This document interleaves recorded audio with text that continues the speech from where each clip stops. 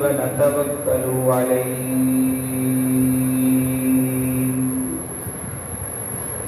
ونعوذ بالله من شرور أنفسنا ومن سيئات أعمالنا من يهده الله فلا مضل له ومن يضلله فلا هادي له ونشهد أن لا إله إلا الله وحده لا شريك له ونشهد أن سيدنا ومولانا محمدا عبده ورسوله أما بعد فأعوذ بالله من الشيطان الرجيم بسم الله الرحمن الرحيم قال الله تبارك وتعالى في الكلام المجيد والفرقان الحميد لقد رضي الله عن المؤمنين إذ يبايعونك تحت الشجرة قال النبي صلى الله عليه وسلم لكل نبي رفيق ورفيقي في الجنة عثمان وقال النبي صلى الله عليه وسلم ألا أستحيي من رجل تستحيي منه الملائكة صدق الله العظيم وصدق رسوله النبي الكريم الأمين ونحن على ذلك لمن الشاهدين والشاكرين والحمد لله رب العالمين اللهم صل على سيدنا ومولانا محمد وعلى آل سيدنا ومولانا محمد وبارك وسلم وصلوا عليه سبحان ربك رب العزة عما يصفون وسلام على المرسلين والحمد لله رب العالمين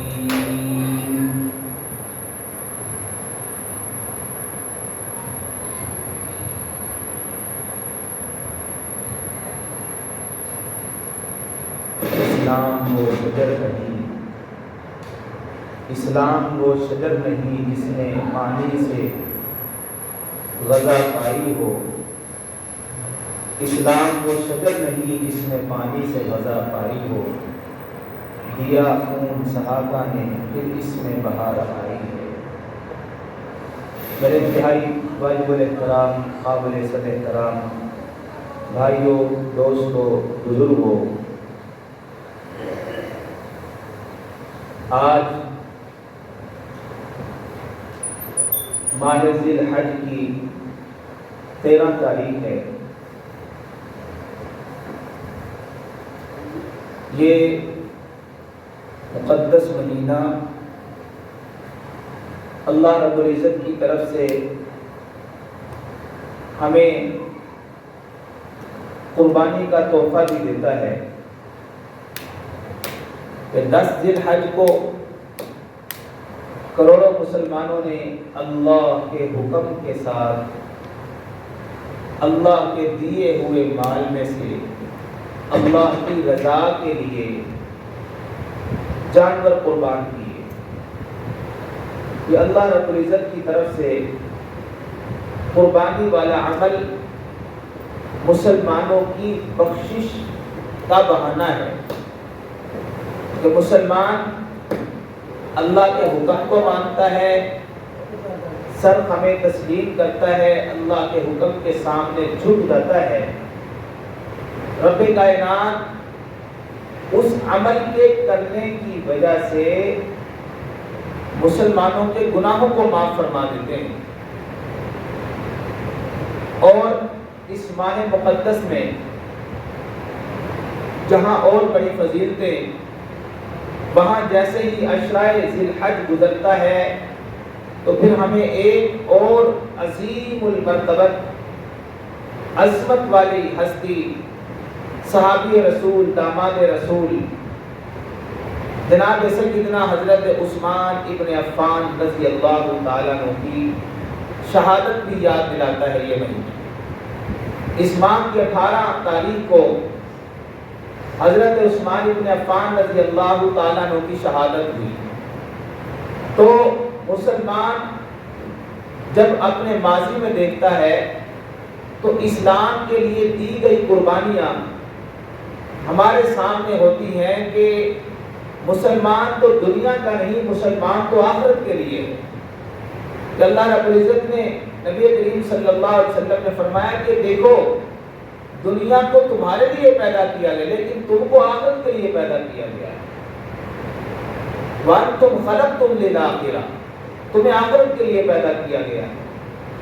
تو جناب نبی کریم صلی اللہ علیہ وسلم کے جتنے بھی تیار کردہ یہ غلامان رسول تھے، یہ سب کے سب آخرت کے راہی تھے۔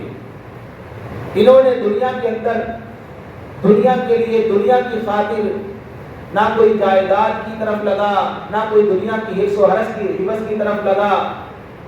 کسی نے دنیا کے لیے وہ کام نہ کیا کہ جس کی وجہ سے وہ اللہ کی محبت میں ان کے ہاں کمی آ جائے۔ وہ آخرت کو یاد کرتے ہوئے آخرت ہوئی کو ترجیح دیتے تھے کہ بھئی دنیا تو عارضی ہے، آخرت ہمیشہ کی ہے۔ تو وہ عظیم لوگ تھے جن کے بارے میں اللہ تعالیٰ نے فرمایا اولئک هم المفلحون، وہ کامیاب ہو گئے، یہی ہے وہ لوگ جو کامیاب ہوئے۔ اولئک هم الراشدون، یہی وہ لوگ ہیں جو ہدایت یافتہ ہیں۔ اولئک هم المؤمنون حقا، یہی وہ لوگ ہیں جو پکے مومن ہیں۔ اولئک اصحاب الجنہ، یہی لوگ ہیں جو جنت والے ہیں۔ تو اللہ رب العزت نے ایمان کا معیار جب قرار دیا تو فرمایا فَإِنْ آمَنُوا بِمِثْلِ مَا آمَنْتُمْ بِهِ فَقَدِ اهْتَدَوْا، اگر تم چاہتے ہو کہ ایمان لائیں تو بس پھر ایمان ایسا لاؤ جیسا صحابہ ایمان لائے تو تم ہدایت پا جاؤ گے۔ فَقَدِ اهْتَدَوْا کے الفاظ ہیں۔ تو وہ صحابہ کرام جن کی تربیت جناب نبی کریم صلی اللہ علیہ وسلم نے فرمائی، جن کے اوپر محنت کملی والے مصطفیٰ صلی اللہ علیہ وسلم کی ہوئی، جنہوں نے قرآن کو اترتے دیکھا، جبریل علیہ السلام کو آتے ہوئے دیکھا، جنہوں نے قرآن کو اترتے ہوئے دیکھا، جناب نبی کریم صلی اللہ علیہ وسلم کے پاس جبریل علیہ السلام آپ کی مجلس میں آیا جایا کرتے تھے، ان کو دیکھا، حضور کے چہرے کی زیارت کی، آپ کی عبادت کو دیکھا، آپ کی تعلیم کو دیکھا، آپ کے جہاد کو دیکھا، آپ کے قرآن کے پڑھنے کو دیکھا، آپ کے گھر میں آنے اور گھر سے نکلنے کے جو معاملات ہیں ان کو دیکھا، تو صحابہ کرام رضوان اللہ تعالی علیہ مجمعین کی ایک ایک لمحے کے لیے اللہ کے نبی صلی اللہ علیہ وسلم کی تربیت ہوئی۔ تو وہ صحابہ کرام جب بنے، جب ایمان لائے، جب تربیت یافتہ ہوئے، پھر نہ جان کی پرواہ، نہ مال کی پرواہ، نہ وطن کی پرواہ۔ آج ان کی قبریں اس چیز کی گواہی دیتی ہے، کسی کی قبر یمن میں ہے، کسی کی قبر استنبول میں ہے، کسی کی قبر میرے دوستو کہاں سعودی عرب، مکہ، مدینہ، وہاں سے نکلے دنیا کے کونے کونے میں پہنچ گئے۔ وہ دین کا درد جو دل میں پیدا ہو گیا تھا، وہ بات جو دل میں کھٹکتی تھی کہ یار جینے کا مقصد تو یہ ہے کہ ہم اللہ کے دین کا کام کر جائیں، انہوں نے پوری دنیا کے اندر پھر دین کو پھیلایا۔ ان کا یقین بن چکا تھا، اعتماد بن چکا تھا کہ دنیا تو چند روزہ ہے، یہ ختم ہو جائے گی، مٹ جائے گی، ہم نے بھی چلے جانا ہے، لیکن اصل میں کامیاب شخص وہ ہے جو مرنے سے پہلے آخرت کی تیاری کر لے، مرنے کی تیاری کر کے جائے۔ وہ ذات جب بلائے تو اسے بلانے میں مزہ آئے، یہ بندہ جب جائے تو اسے جانے میں مزہ آئے، ایسی زندگی گزار کے جائے۔ تو انہی ہستیوں میں سے ایک چمکتا دمکتا ستارہ حضرت عثمان ابن عفان رضی اللہ تعالیٰ عنہ کی ہستی ہے۔ 18 ذی الحج کو ان کی شہادت کا واقعہ پیش آیا، اسی کی مناسبت سے آج انشاءاللہ العزیز کچھ باتیں ان کے حوالے سے گوش گزار کی جائیں گی۔ جناب سیدنا عثمان ابن عفان رضی اللہ تعالیٰ عنہ، آپ کی جو شخصیت تھی، زمانہ جاہلیت میں بھی آپ نے کبھی کسی بت کو سجدہ نہیں کیا، باقی کرتے تھے لیکن آپ کہتے تھے کہ یہ جو بت کو سجدہ کرنا ہے یہ عقل کے منافی ہے، اور پھر کبھی زمانے میں شراب نہیں پی، کہتے تھے کہ یہ شراب تو عقل کو ضائع کرتی ہے، کبھی چوری نہیں کی، ڈاکہ نہیں ڈالا، ایسے کوئی معاملات نہ کیے، فطرتاً حضرت عثمان ابن عفان رضی اللہ تعالیٰ عنہ جو تھے وہ اسلام سے قبل بھی وہ کام کیا کرتے تھے، یعنی ان کاموں سے بچتے تھے جن کاموں سے اسلام نے کہا ہے کہ بچو، جن کاموں سے اللہ نے بتایا کہ بچو، یعنی غیر اللہ کی عبادت نہیں کرنی، شراب نہیں پینی، چوری نہیں کرنی، یہ سارے کام حضرت عثمان ابن عفان سے بچتے تھے۔ تو میرے محترم بھائیوں، دوستوں، بزرگوں، حضرت عثمان ابن عفان رضی اللہ تعالیٰ عنہ کی جو شخصیت ہے وہ انتہائی زیادہ جو ہے عظمت کی حامل ہے، شان اور عظمت کی حامل ہے۔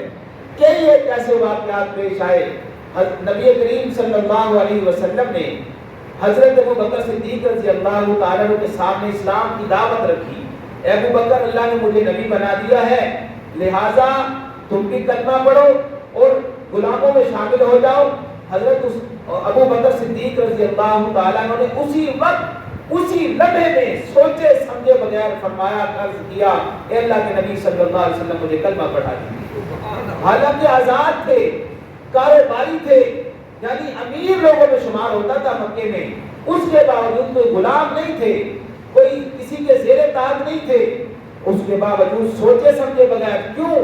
اس لیے کہ حضور کے یہ پہلے سے ہی دوست تھے، یہ حضور کو پہلے سے ہی جانتے تھے، بندہ ایماندار ہے، بندہ سچا ہے، بندہ کھڑا ہے، بندہ ایک نمبر ہے، بندہ وعدے کا پکا ہے، بندے کی زبان پر جھوٹ نہیں آ سکتا، بندہ کسی کو دھوکہ نہیں دے سکتا۔ لہٰذا اگر یہ بات کہتا ہے کہ محمد صلی اللہ علیہ وسلم اللہ کے نبی ہے تو ابو بکر ماننے میں حرج کیا ہے؟ تو ادھر سے آواز ہے ابو بکر کلمہ پڑھ، ادھر سے کہا یا رسول اللہ جلدی سے کلمہ پڑھا دیجئے، میں دیر نہیں کرنا چاہتا، میں سب سے پہلے ایمان لا کر میں ایک پہلے نمبر آنا چاہتا ہوں۔ کلمہ پڑھا حضور صلی اللہ علیہ وسلم کا، اب چین سے نہیں بیٹھ رہے، کبھی کہتے اللہ کے نبی صلی اللہ علیہ وسلم میں دعوت دے کر آؤں فلاں جگہ پر، فلاں جگہ پر، اب نبی کریم صلی اللہ علیہ وسلم نے فرمایا ابو بکر ابھی ٹھہر جاؤ، حالات ایسے نہیں ہے کہ سریعان دعوت دی جائے، لیکن پروانہ رسول تھے نا، پروانہ رسول تھے، تو اس لیے چین نہ آیا۔ اے اللہ کے نبی صلی اللہ علیہ وسلم، کیا جو بات آپ نے فرمائی وہ حق نہیں ہے؟ وہ سچ ہے ابو بکر، سچ ہے، حق ہے، تو پھر کیوں ہم پیچھے رہیں؟ تو پھر دعوت دی، ادھر جو ہے شہر مکہ میں دعوت دی، قریش کو دعوت دی، اور ادھر جو ہے دعوت دیتے دیتے حضرت عثمان ابن عفان تک بھی پہنچ گئے۔ حضرت عثمان ابن عفان رضی اللہ تعالیٰ عنہ کو دعوت دی تو انہوں نے کہا مجھے بارگاہ رسول کی، اللہ کے رسول کی بارگاہ میں لے چلو۔ تو نبی کریم صلی اللہ علیہ وسلم کی بارگاہ میں آئے، ذہن بن چکا تھا، کلمہ یوں سمجھے کہ پڑھ لیا ہوا تھا، لیکن برکت کے لیے حضور کی مجلس میں تشریف لائے اور آ کر حضور علیہ السلام کے سامنے پیش ہوئے۔ اللہ کے نبی صلی اللہ علیہ وسلم نے جیسے ہی کلمے کی دعوت دی تو کہنے لگے اللہ کے نبی صلی اللہ علیہ وسلم مجھے کلمہ پڑھا دیجئے۔ اس کے پیچھے ایک واقعہ تھا، انہوں نے کیوں کہا مجھے کلمہ پڑھا دیجئے؟ یہ شام گئے تھے تجارت کے لیے اور راستے میں کسی جگہ پر آرام کے لیے لیٹے، سو گئے، آنکھ لگ گئی تو خواب کے اندر ندا دینے والا ندا دے رہا ہے، آواز لگانے والا آواز لگا رہا ہے، اور مکے سے آنے والوں، مکہ کے اندر احمد نامی نمودار ہو چکا ہے، اسے اللہ نے اپنا نبی بنا لیا ہے، تو جلدی کرو جو باہر گئے ہوئے ہو، جاؤ اس کے قدموں میں لپٹ جاؤ، اس کا کلمہ پڑھ کر غلام بن جاؤ، مسلمان بن جاؤ۔ تو یہ واقعہ پیچھے تھا، حضرت عثمان ابن عفان تشریف لائے اللہ کے نبی صلی اللہ علیہ وسلم کی بارگاہ میں اور فوراً ہی اسلام قبول کر لیا۔ تو میرے محترم بھائیوں دوستوں بزرگوں، ان کی جو زندگی تھی اسلام لانے کے بعد، اب یہ زندگی انہوں نے اسلام کے لیے وقف کر دی ہوئی تھی۔ اللہ اکبر، کیسے سخی تھے، کیسے عبادت گزار تھے، کیسے خدا ترس تھے، کیسی خدمت اسلام کی، کیسے اسلام کے لیے مال کو خرچ کیا، لٹایا، نبی کریم صلی اللہ علیہ وسلم کے لیے کیسے محبت کے پر بچھایا کرتے تھے۔ تو تاجر تھے، بہت بڑے تجارت کیا کرتے تھے۔ میرے محترم بھائیوں دوستوں بزرگوں، حضرت عثمان ابن عفان رضی اللہ تعالیٰ عنہ اسلام قبول کر چکے ہیں۔ اسلام کے قبول کر لینے کے بعد اب اپنی زندگی کا محور مقصد بنا لیا کہ اسلام کی نشر و اشاعت ہو جائے، اس کو پھیلانا ہے، اس کے لیے اپنی جان بھی قربان ہو جائے تو پرواہ کوئی نہیں ہے۔ ادھر سے تجارت کا قافلہ آیا اور اس میں حضرت عثمان ابن عفان کا بہت بڑا منافع لے کر مدینہ کے اندر داخل ہو رہا ہے۔ نبی دو جہاں صلی اللہ علیہ وسلم ابھی تازہ ہجرت فرما کر مکہ سے مدینہ تشریف لائے تھے۔ جناب عثمان ابن عفان رضی اللہ تعالیٰ عنہ مدینہ میں ابھی داخل ہو رہے ہیں۔ مدینہ کے سارے تاجر راستے میں پہلے ہی داخل ہونے سے پہلے حضرت عثمان کے سامنے کھڑے ہو گئے اور کہنے لگے، عثمان یہ مال تو ہمیں فروخت کر دے، ہم تجھے منافع زیادہ دیں گے۔ اللہ اکبر اللہ۔ حضرت عثمان ابن عفان رضی اللہ تعالیٰ عنہ طے کر چکے تھے مرتے دم تک اسلام کی خدمت کرنی ہے۔ اللہ اکبر۔ فرمانے لگے کہ کتنا منافع دو گے؟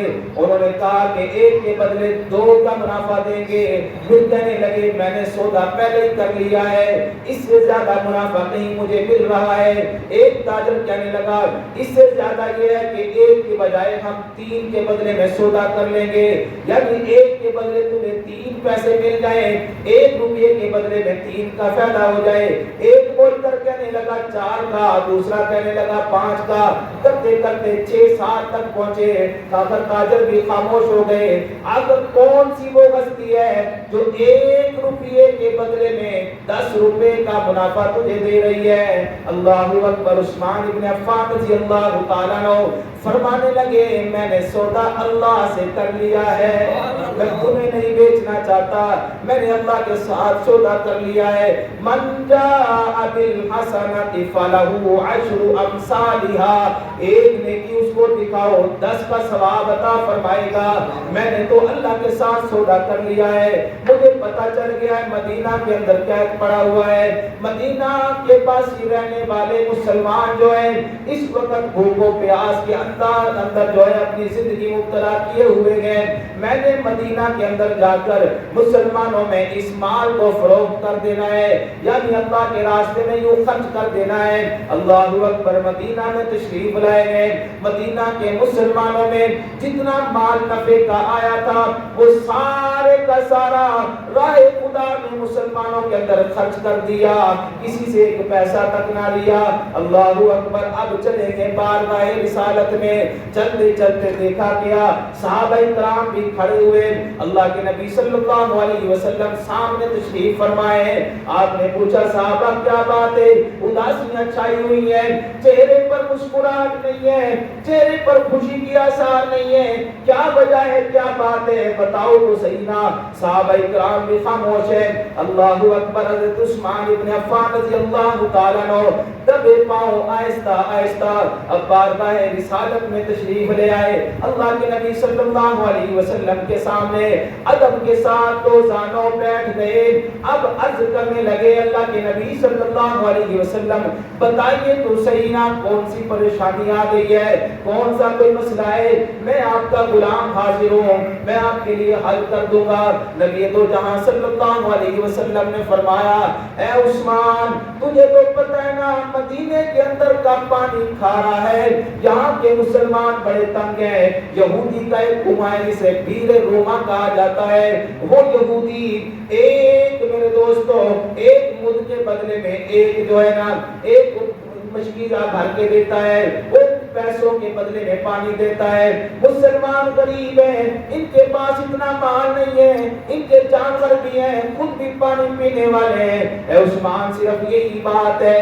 اللہ اکبر. حضرت عثمان خاموشی سے بارگاہ رسالت سے اٹھ کر سیدھے یہودی کے گھر گئے اور اس کو کہنے لگے کہ مجھے یہ کنواں بیچنا چاہتے ہو؟ وہ کہنے لگا میں نہیں بیچنے والا, کیونکہ اس کا تو کاروبار بن چکا تھا نا, پورے مدینے میں اس کے کنویں سے میٹھا پانی نکل رہا ہے, اس کا کاروبار بن گیا, مسلمانوں کی مجبوری تھی اس سے خریدنا. کہنے لگا میں نہیں بیچتا یہ کنواں. اب حضرت عثمان ابن عفان نے آفر دے دی ہے.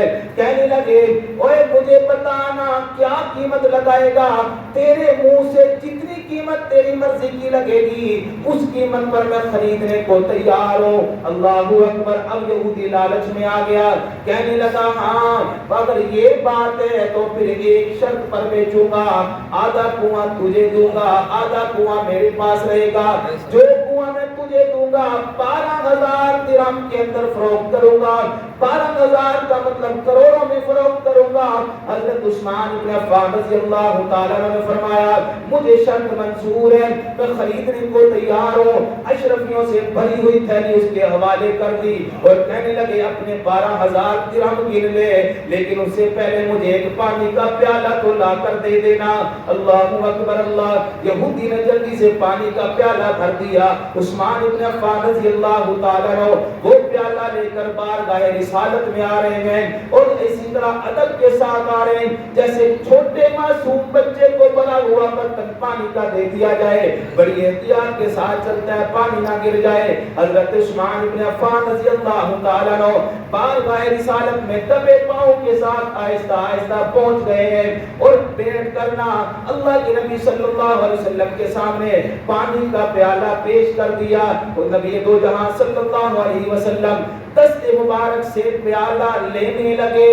عثمان محبت کے انداز میں فتح جذبات میں آ کر کہنے لگے اے اللہ کے نبی صلی اللہ علیہ وسلم ایسے میں آپ کو پانی نہیں پلاؤں گا کہ آپ کے ہاتھ میں دے دوں, بلکہ میری خواہش اور تمنا ہے آج صحابہ کا مجمع دیکھے گا عثمان آج اللہ کے نبی کے سامنے پانی کیسے پیش کرتا ہے.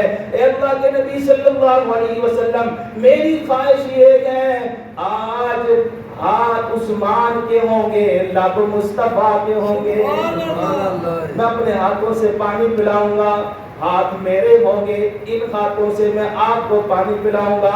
ہاتھ عثمان کے ہوں گے, لب مصطفیٰ کے ہوں گے. اللہ کے نبی صلی اللہ علیہ وسلم نے حضرت عثمان کے ہاتھوں سے پانی پیا. اب فرمایا صحابہ سنو, کل قیامت کا دن ہوگا, میدان محشر لگا ہوگا, نفسا نفسی کا عالم ہوگا, ہر کوئی کے کسی کو جان کے لالے پڑے ہوں گے, پیاس کی شدت کی وجہ سے ہر بندہ تنگ ہوگا.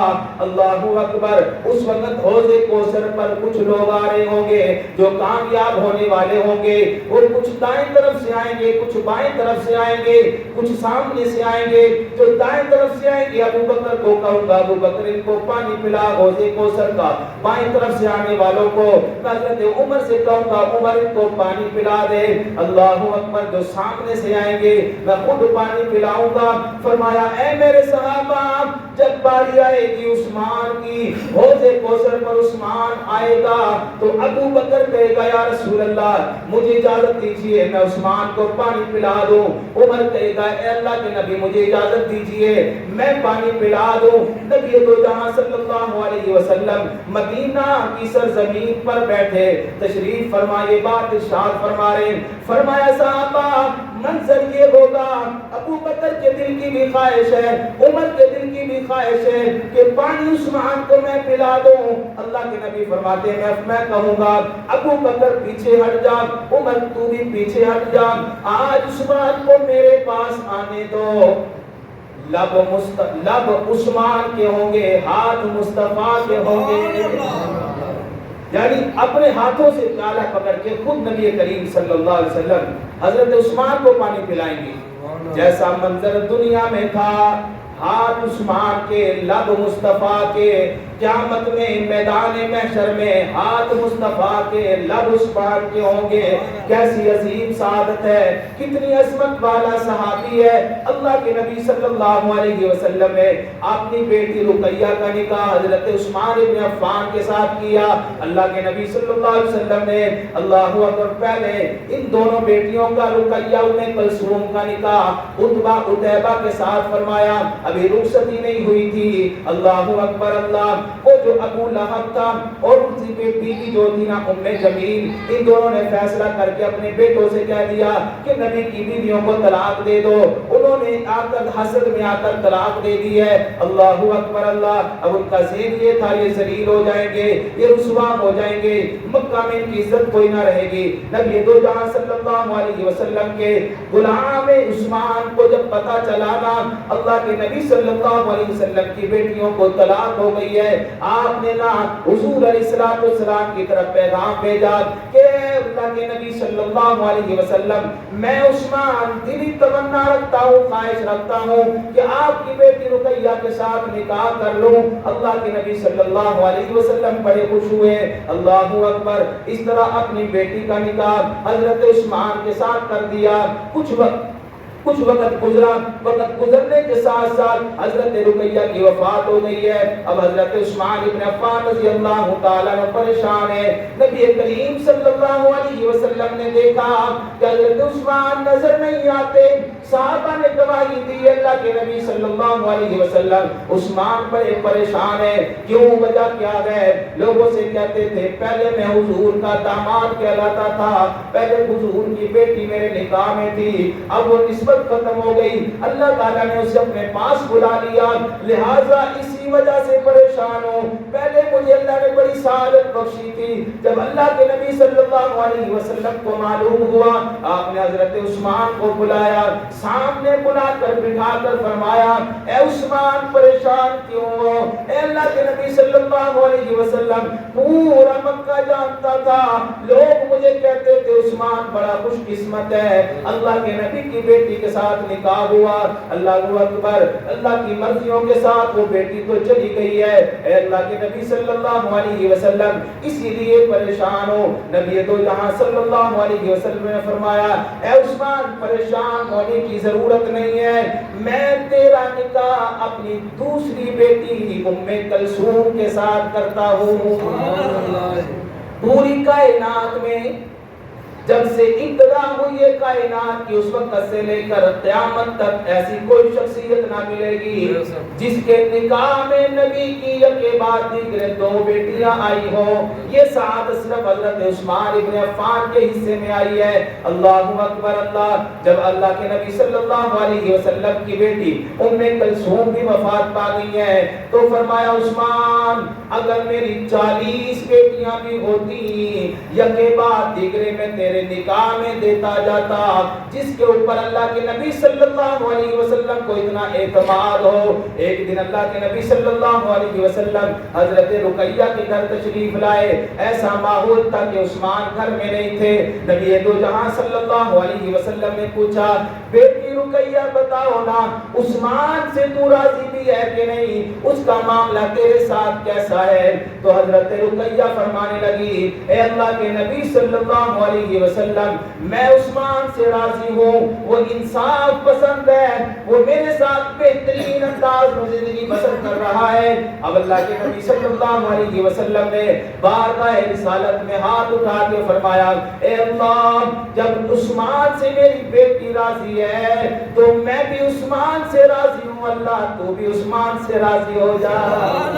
اللہ اکبر. آج دیکھو نا معاشرے کے اندر اگر اس طرح کا سروے کیا جائے بڑے بڑے پیچھے رہ جائیں گے. حضرت عثمان ابن عفان کی گواہی ان کی بیوی نے دی ہے اور صحیح گواہی دی ہے, اور مصطفیٰ کریم علیہ السلام نے بارگاہ الہی میں ہاتھ اٹھا کر عثمان کے لیے دعائیں کر دی ہیں. ادھر دیکھو نا غزوہ تبوک کا موقع ہے, دو جہانوں کے والی نبی دو جہاں صلی اللہ علیہ وسلم نے چندے کا اعلان فرما دیا. کسی بڑے طاقتور لشکر کے ساتھ ٹاکرا ہونے والا ہے، مقابلہ ہونے والا ہے۔ لہذا آقا دو جہاں صلی اللہ علیہ وسلم نے جن حالات میں اعلان فرمایا جہاد کے لیے تیار ہونا ہے، صحابہ کرام تیار ہو گئے، غریب بھی تیار ہو گئے، امیر بھی تیار ہو گئے، لیکن غربت والے زیادہ تھے، کثرت میں تھے، جن کے پاس پاؤں میں جوتے نہیں، چلنے کے لیے سواری کوئی نہیں ہے، لڑنے کے لیے اسلحہ کوئی نہیں ہے، کھانے کے لیے کھانا کوئی نہیں ہے۔ حالات ایسے ہیں، باہر میں گرمی ایسی ہے کہ دیکھا جائے تو پہاڑ پگھلتے ہوئے نظر آئے۔ ایسی گرمی کے حالات میں اللہ کے نبی صلی اللہ علیہ وسلم کا اعلان سن کر صحابہ تیار تو ہو گئے، لیکن اسباب کے درجے میں کھانے پینے کے معاملات میں سامان کوئی نہیں، لڑنے کے لیے سامان کوئی نہیں، بیٹھنے کے لیے سواری کوئی نہیں ہے۔ اب اللہ کے نبی صلی اللہ علیہ وسلم نے اعلان فرمایا، بار بار اعلان ہو رہا ہے۔ حضرت ابو بکر صدیق رضی اللہ تعالیٰ عنہ گھر کا صفایا کر کے گٹھڑی کے اندر جو کچھ تھا سر پہ اٹھا کر حضور کی بارگاہ میں پیش کر دیا۔ حضرت عمر فاروق رضی اللہ تعالیٰ عنہ کے پاس مال بہت زیادہ، آدھا مال گھر میں رکھا، آدھا حضور کی بارگاہ میں پیش کر دیا۔ باقی صحابہ کرام بڑے بڑے ایسے تھے جنہوں نے بڑی قربانیوں کے ساتھ مال حضور کی خدمت میں پیش کیا۔ ایک صحابی ہے، رات کا وقت ہے، اعلان سن چکے ہیں، گھر میں گئے پریشان، گھر میں کوئی ایسا مال نہیں جو جا کر حضور کی خدمت میں پیش کرے۔ اب اللہ سے دعا کریں، مولا میں کیا پیش کروں، کیا میں حضور کی خدمت میں لے کر جاؤں؟ اچانک ترکیب ذہن میں آئی، کیوں نہ کسی یہودی کے ہاں جا کر مزدوری کر لوں۔ اللہ اکبر، ایک یہودی سے بات کی ہے، میں تیرے باغ کو پانی لگاؤں گا، کنویں سے پانی نکال نکال کر لگاؤں گا، لہذا مزدوری طے کر لیجئے۔ اس نے کہا ایک ڈول کے بدلے میں ایک کھجور میں دوں گا، ایک ڈول کے بدلے میں ایک کھجور ہوگی۔ اللہ اکبر، معاملہ طے ہو چکا ہے۔ صحابی نے ساری رات یہودی کے باغ کو پانی لگایا اور صبح تک اتنی کھجوریں ہو گئی کہ جھولی بھر گئی۔ اللہ اکبر، مال ہاتھ لگ گیا۔ قربانی دیکھیے نا، جذبہ دیکھیے نا، دین کی نشو و اشاعت کے لیے ان کے جذبات کو دیکھیے نا، وہ کس قدر اللہ کے راستے میں خرچ کرنے کے لیے قربانیاں دیا کرتے تھے۔ اب جھولی کھجوروں سے بھری ہوئی ہے، بارگاہ رسالت میں جا رہے ہیں۔ اب یہ بھی ذہن میں ہے کہ وہاں تو بڑے بڑے مالدار مال پیش کرے کیے ہوئے بیٹھے ہیں، میرے مال کی کیا حیثیت ہوگی؟ حضور علیہ السلام کے پاس جا کر کسی صحابی کی اوٹ میں آ گئے، اور وہاں جا کر نہ اوٹ میں آ کر اب چھپ رہے ہیں کہ کہیں کوئی دیکھ کر کوئی جملہ ہی نہ کس دے، اتنا سا مال لے کر آیا ہے۔ اللہ اکبر، نظر نبوت اسی صحابی کو ڈھونڈ رہی ہے، نگاہ مصطفیٰ اسی صحابی کو ڈھونڈ رہی ہے۔ اللہ نے خبریں دے دی ہوئی ہیں، آسمان سے جبریل آ چکے ہیں، بتا دیا گیا ہے کہ رات بھر مزدوری کرنے والا صحابی بڑی قربانی کے بعد کھجوروں کی ایک جھولی لے کر آ رہا ہے۔ نظر نبوت دیکھ رہی ہے کدھر گیا، وہ صحابی نظر نہیں آ رہا۔ اچانک سے اللہ کے نبی صلی اللہ علیہ وسلم نے یوں کر کے جب دیکھا، فرمایا کہ میرے صحابی آگے تشریف لے آؤ، آگے تشریف لے آؤ۔ اللہ اکبر، وہ صحابی شرماتا ہوا، ڈگمگاتا ہوا، جھولی پکڑتے ہوئے اللہ اکبر بارگاہ رسالت میں آ گیا۔ آنکھوں میں آنسو ہیں، اب کوئی بندہ جملہ نہ کس دے، کوئی کچھ کہہ نہ دے، لیکن قربانیاں تھی، اخلاص تھا، محنت تھی پیچھے نہ۔ اللہ کے نبی صلی اللہ علیہ وسلم نے اپنے دست مبارک سے اس کی جھولی سے کھجوریں نکالی اور پورے مال کے اوپر ایسے کر کے ڈال دی، جتنا مال کھجوروں کی شکل میں اکٹھا ہوا ان کے اوپر ڈال کر فرمایا، او میرے صحابہ، اس کی کمائی ہوئی کھجوریں، اس کی لائی ہوئی کھجوریں اللہ کے راستے میں جو اس نے قربان کی ہے نا، یہ اتنی برکت والی ہیں، اس کی کھجوروں کی وجہ سے اللہ نے سارے مال میں برکت فرما دی ہے۔ ایسے ایسے لوگ بھی تھے۔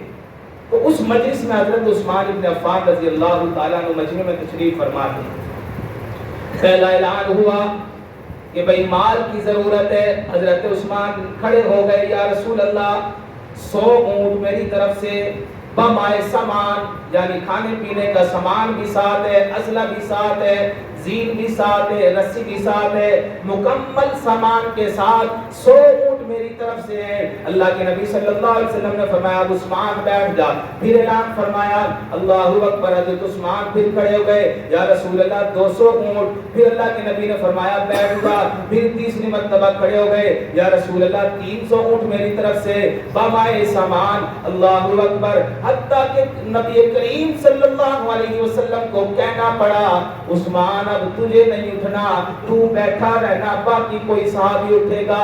اللہ اکبر، نبی کریم صلی اللہ علیہ وسلم کا یہ اعلان سننے کے بعد حضرت عثمان ابن عفان رضی اللہ تعالیٰ عنہ سوچ رہے کھڑا ہونے سے اللہ کے نبی نے منع کر دیا، اب چپکے سے بیٹھے بیٹھے مجلس سے نکل گئے، گھر تشریف لے گئے اور گھر جا کر تھیلیاں اٹھائی ہیں جن کے اندر سونے کی اشرفیاں ہیں۔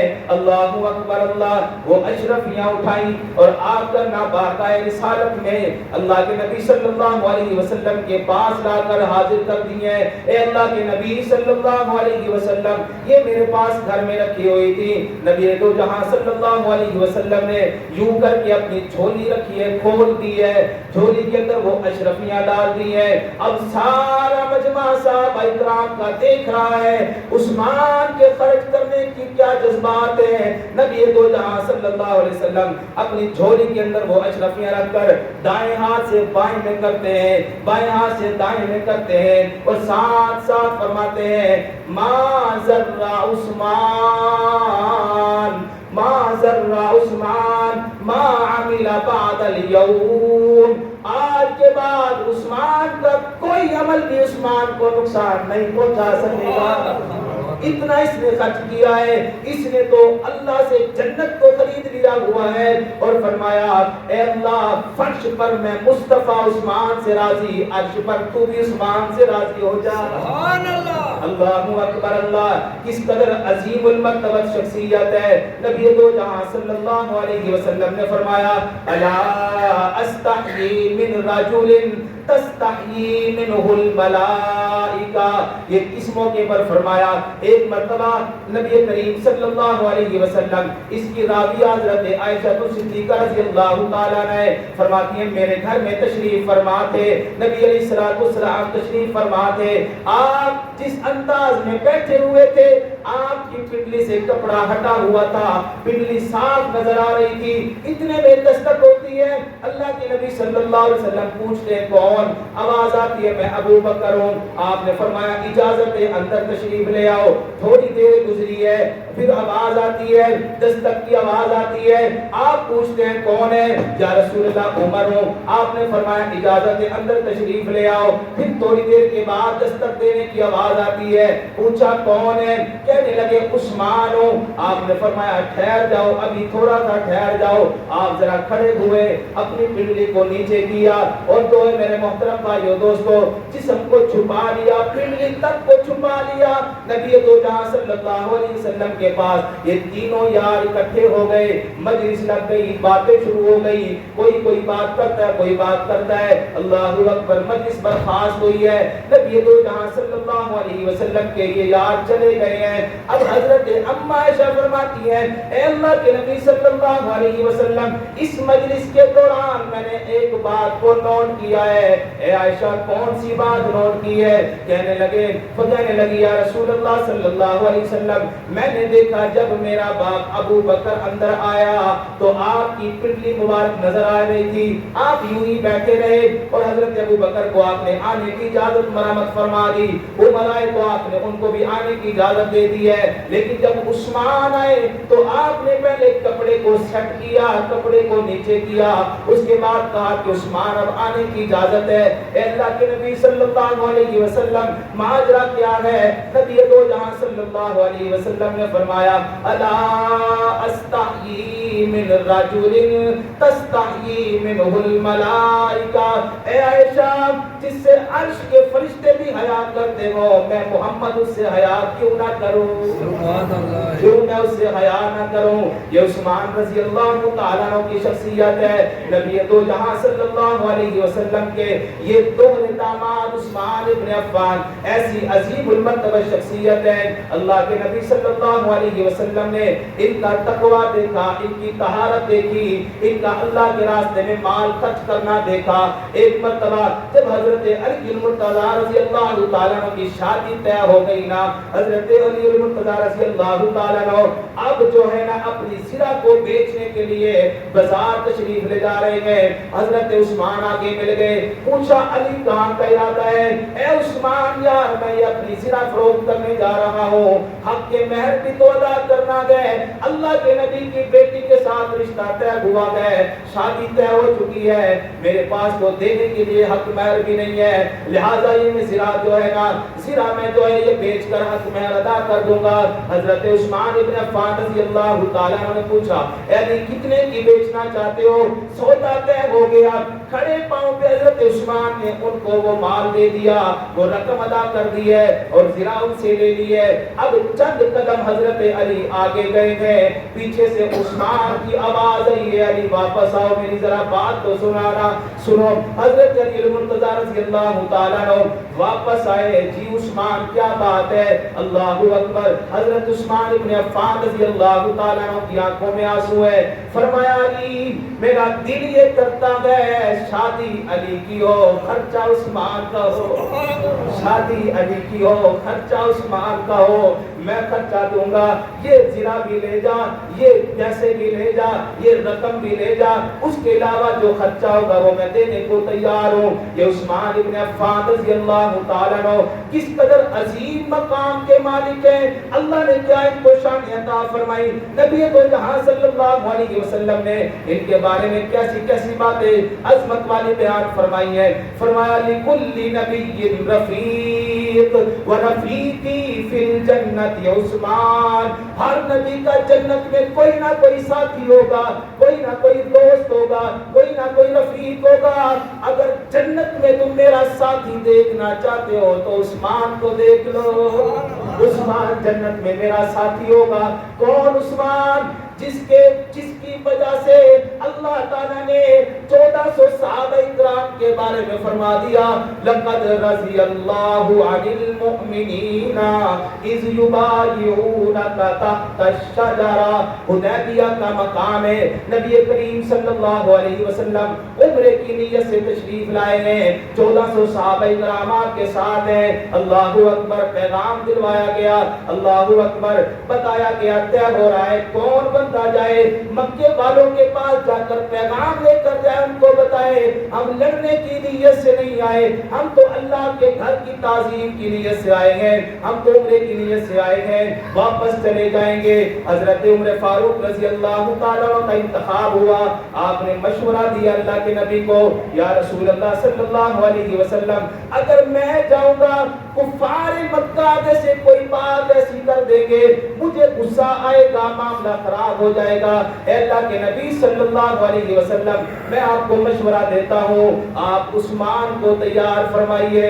عثمان وہ شخصیت ہے جس کے مکے والوں پر بڑے احسان ہے، عثمان کی بات کو مانا جائے گا، عثمان کے رشتہ دار بھی مکہ میں موجود ہیں، لہذا عثمان کا روب و دبدبا بھی ہے۔ اللہ کے نبی کو مشورہ پسند آ گیا، حضرت عثمان کو بھیجا، اے عثمان جاؤ، عثمان اسلام کا سفیر بن کر جا رہا ہے، عثمان نبی کریم صلی اللہ علیہ وسلم کا نمائندہ بن کر جا رہا ہے۔ جب آپ مکہ میں تشریف لے گئے، کفار مکہ کے ساتھ فردن فردن آپ نے ملاقات فرمائی ہے، ابو سفیان کے ساتھ ملاقات ہوئی ہے، دوسرے سرداران قریش کے ساتھ ملاقات ہوئی ہے، لیکن سب نے کوئی پوزیٹیو جواب نہ دیا، کسی نے مثبت جواب نہ دیا۔ اللہ اکبر، کہنے لگے تمہارے سردار آقا محمد تو نعوذ باللہ مکہ میں داخل نہیں ہو سکتے، ان کے لیے تو ہر کی اجازت نہیں ہے۔ اے عثمان تیرا دل کرتا ہے زمزم کا پانی پی، کعبے کا طواف کر، تیرے لیے راستے کھلے ہوئے ہیں۔ عثمان بھی تو عثمان تھے نا، تربیت یافتہ تھے، حضور کے ساتھ سچی محبت کرنے والے تھے۔ آپ نے فرمایا اے لوگوں، اگرچہ تم کفار مکہ سرداران قریش ہو، اپنے علاقے کے چودھری اور وڈیرے ہو، جس کی محبت میرے دل میں بس چکی ہے، اگر وہ نہیں آئے گا تو عثمان بھی کعبے کا طواف نہیں کرے گا۔ اللہ اکبر. ادھر یہ معاملہ انہوں نے غصے میں آ کر حضرت عثمان کو روک لیا. ادھر افواہ پھیل گئی 1400 صحابہ اکرام میں کہ انہوں نے تو عثمان ابن عفان کو شہید کر دیا, قتل کر دیا. اللہ اکبر. نبی دو جہاں صلی اللہ علیہ وسلم نے اعلان فرما دیا, اے میرے غلاموں, اے میرے صحابہ, عثمان کو نمائندہ رسول کو قتل کر دیا, شہید کر دیا. ہم اس کا جان کا بدلہ لیے بغیر واپس نہیں جائیں گے. اس معاملے پر کون کون میرے ہاتھ پر بیعت کرتا ہے؟ 1400 صحابہ اکرام نے نبی دو جہاں صلی اللہ علیہ وسلم کے ہاتھ پر بیعت کی ہے. یا رسول اللہ, آج یا تو ہم جان دے دیں گے یا عثمان کا بدلہ لے کر واپس جائیں گے. اللہ اکبر. نبی کریم صلی اللہ علیہ وسلم نے جب دائیں بائیں دیکھا, ہمارے ساتھ آنے والی شخصیت تو عثمان بھی تھی, موجود نہیں ہے. آقا دو جہاں صلی اللہ علیہ وسلم نے اپنا دایاں ہاتھ بائیں ہاتھ پر ایسے زور سے مار کے فرمایا, اور 1400 صحابہ اکرام کی جماعت گواہ بن جاؤ, یہ ہاتھ میرا ہاتھ ہے, یہ عثمان کا ہاتھ ہے. اللہ اکبر. یعنی عثمان کی طرف سے بھی میں بیعت کرتا ہوں. کیا خوش نصیبی اللہ تعالیٰ نے عطا فرمائی عثمان ابن عفان کو. نبی دو جہاں صلی اللہ علیہ وسلم نے اپنا دایاں ہاتھ عثمان کا ہاتھ قرار دیا ہے. نبی کریم صلی اللہ علیہ وسلم نے جب یہ بات ارشاد فرما دی, اللہ تعالیٰ نے آیات قرآن کی نازل فرما دی, ان الذین یبایعونک انما یبایعون اللہ. بے شک وہ لوگ جو ایک پیغمبر آپ کے ہاتھ پر بیعت کر رہے ہیں, وہ در حقیقت آپ کے ہاتھ پر نہیں, اللہ کے ہاتھ پر بیعت کر رہے ہیں. بات کیا ہے؟ عثمان کی جان کا مسئلہ ہے. بات کیا ہے؟ عظمت عثمان کا اظہار ہو رہا ہے. لوگوں کو پتہ چل جائے, قیامت تک آنے والے لوگ سمجھ جائیں اللہ کے نبی صلی اللہ علیہ وسلم کا ایک ایک صحابی اتنا قیمتی ہے. اللہ کے نبی صلی اللہ علیہ وسلم کا ایک ایک صحابی جنت کا اتنا حقدار ہے کہ آسمانوں سے, فرشتوں کی طرف سے آسمانوں سے وحی آ جائے, قرآن کا حصہ بن جائے. قیامت تک کے لیے لوگ قرآن پڑھیں گے, عثمان کی شان کے چرچے ہوتے چلے جائیں گے. عظمت عثمان کو لوگ پڑھیں گے, عظمت صحابہ کے گن گائے جائیں گے. میرے عزیزوں, میرے بھائیوں, دوستوں, بزرگوں, یہ عثمان ابن عفان رضی اللہ تعالیٰ عنہ ہے جن کی خبریں اللہ کے نبی صلی اللہ علیہ وسلم نے اپنی زندگی میں دے دی تھی. لوگوں, عثمان وہ ہے جسے اللہ شہادت کی موت عطا فرمائے گا. عثمان وہ ہے, اللہ کے نبی صلی اللہ علیہ وسلم احد پہاڑ پر تشریف فرمائے. آپ کے ایک طرف حضرت ابوبکر صدیق رضی اللہ تعالیٰ عنہ, دوسری طرف حضرت عمر اور حضرت عثمان ہے. آپ نے فرمایا احد کا پہاڑ ہلنے لگا. آپ نے فرمایا کیوں ہلتے ہو؟ تب کہ تجھے پتہ ہونا چاہیے تیرے اوپر ایک نبی ہے, ایک صدیق ہے, دو شہید کھڑے ہوئے گئے, دو شہید کھڑے ہوئے گئے. حضرت عمر کو بھی شہادت کی موت, شہادت کا درجہ ملا ہے. حضرت عثمان ابن عفان رضی اللہ تعالیٰ عنہ کو بھی شہادت کا درجہ ملا ہے. میرے عزیزوں, میرے بھائیوں, میرے دوستوں, جو بندہ دین کے لیے جتنی قربانیاں دیتا ہے, اللہ رب العزت اس دل کی باریکیوں سے, گہرائیوں سے واقف ہے. جو مخلص ہو کر دین کا کام کرتا ہے, اللہ اسے عظمتوں سے نوازتے ہیں, شان عطا فرماتے ہیں. آج بھی اللہ کے وعدے ہیں, دین کے لیے اپنے آپ کو وقف کر دیجئے, دین کے لیے اپنے آپ کو قربان کرنے کی کوشش کیجئے. اللہ اکبر. اللہ رب العزت تمہیں تنہا نہیں چھوڑیں گے. چھوٹی سی بات کرتا ہوں, اللہ اکبر. اس مہینے کی مناسبت سے, قربانی کی مناسبت سے, حضرت ابراہیم علیہ السلام لبو تک صحرا کے اندر بواد غیر ذی زرع عند بیتک المحرم, اس میں اپنے بچے اور بیوی کو چھوڑ کر جا رہے ہیں. اللہ اکبر. حضرت ابراہیم علیہ السلام جاتے جا رہے ہیں, چلتے جا رہے ہیں. حضرت ہاجرہ پیچھے سے آواز دے رہی ہیں, اے ابراہیم مجھ سے کوئی غلطی ہو گئی, معاف کر دے, میں معافی مانگنے کو تیار ہوں. حضرت ابراہیم کو بولنے کی بھی اجازت نہیں ہے. جب تیسری مرتبہ پوچھا, اے ابراہیم یہ اپنی مرضی سے چھوڑ کر جا رہے ہو یا اللہ کی مرضی ہے؟ اب حضرت ابراہیم علیہ السلام نے رخ کیے بغیر آپ نے اللہ کی طرف, آسمان کی طرف انگلی شہادت والی اٹھا کے فرمایا, ہاں اللہ کی اجازت کے ساتھ تمہیں چھوڑ کر جا رہا ہوں. اب حضرت ہاجرہ نے جو جملہ ارشاد فرمایا, فرمانے لگی واللہ لا یسیعنا ابدا. اگر یہ معاملہ ہے کہ اللہ کے حکم کے ساتھ اس لک و لک صحرامیات مجھے چھوڑ کر جا رہے ہیں، اللہ کی قسم پھر اللہ ہمیں کبھی ضائع نہیں کرے گا، کبھی اللہ ضائع نہیں کرے گا۔ یہی بات آج ہم کہتے ہیں، اگر اللہ کے لیے مرنا مٹنا ہم طے کر لیں، اللہ کی قسم اللہ کبھی ہمیں ضائع نہیں کرے گا۔ اس مادیت پرستی دور کے اندر، اس فتنے کے دور کے اندر ہم طے کر لیں اللہ کے ساتھ، یا اللہ ہم کسی معاملے میں بھی فتنوں کے ساتھ کمپرومائز نہیں کریں گے، ہم فتنوں میں مبتلا ہونے کی کوشش نہیں کریں گے۔ جہاں بے حیائی کے اڈے لگ چکے ہو، جہاں فحاشی آ چکی ہو، جہاں میرے دوستوں بے ایمانی کے اڈے ہو، وہاں ایک بندہ یہ عزم اللہ کے ساتھ کرتا ہے، مولا آج کے بعد جھوٹ نہیں بولوں گا، آج کے بعد میں کسی کا ناحق مال نہیں کھاؤں گا، آج کے بعد اے اللہ تیرے راستے میں تیرا دیا ہوا مال خرچ کروں گا۔ یقین مانیے اللہ رب العزت کی طرف سے جو وعدے ہیں وہ انتظار کر رہے ہیں، جو جنت ہے وہ انتظار کر رہی ہے۔ واللہ یدعو الی دار السلام، اللہ تمہیں دار السلام یعنی جنت کی طرف بلا رہا ہے۔ میرے عزیزوں بھائیوں دوستوں بزرگوں، آتی جاتی سانس کا پتہ کوئی نہیں ہے، یہ چلتا ہوا جلتا ہوا چراغ جو ٹمٹما رہا ہے اس کا کوئی پتہ نہیں کب بجھ جائے۔ بڑے بڑے صحت مند دیکھے گئے، باہر گئے، دل کا اٹیک ہو گیا، خود نہیں آئے، لاش بن کر آئے۔ بڑے بڑے دیکھے جو بڑے پلان اور منصوبے بناتے ہوئے سوچتے ہوئے جا رہے تھے، اللہ سب کی حفاظت فرمائے، ایکسیڈنٹ ہو جاتا ہے، خود نہیں آئے، ان کی لاش زخمی حالت میں آتی ہے۔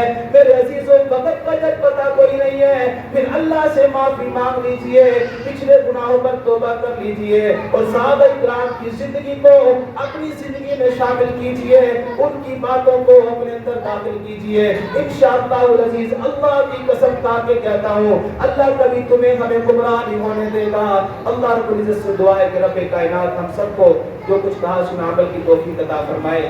وآخر دعوانا الحمدللہ رب العالمین، سنت ادا فرمائے۔